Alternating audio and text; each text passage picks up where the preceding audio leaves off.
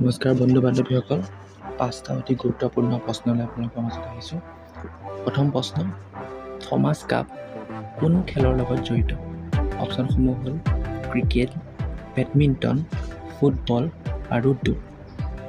ইয়াৰ শুদ্ধ উত্তৰটো হ'ব বেডমিণ্টন। ভাল লাগিলে নিশ্চয় লাইক কৰি ল'ব। নেক্সট প্ৰশ্নলৈ যাওঁ। ভিটামিন চিৰ অভাৱত কি ৰোগ হয়? স্কাৰ্ভি, বেৰি, কেঞ্চাৰ, পেটৰ বিষ। ইয়াৰ শুদ্ধ উত্তৰটো আপোনালোকক ক'ব লাগে। ইয়াৰ শুদ্ধ উত্তৰটো হ'ব স্কাৰ্ভি। স্কাৰ্ভি ভিটামিন চিৰ অভাৱত হয়। তৃতীয় প্ৰশ্নৰ ফালে যাওঁ। অসমত নিৰ্বাচন আয়োগ কেতিয়া গঠন হৈছিল?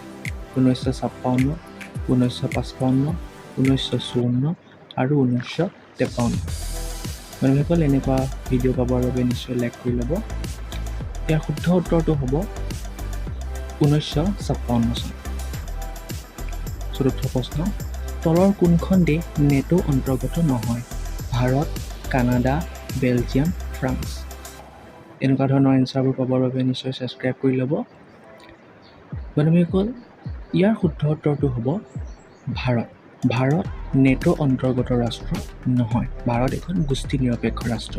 চতুৰ্থ প্ৰশ্ন, জ্যোতিচিত্ৰ বন কোন চনত স্থাপিত হৈছিল? 1968 চন। ইয়াৰ শুদ্ধ উত্তৰ হ'ব 1968 চন। 1968 চনত জ্যোতিচিত্ৰ বন। এনেকুৱা ভিডিঅ' পাবৰ বাবে চেনেলটো ছাবস্ক্ৰাইব কৰি ল'ব। ধন্যবাদ।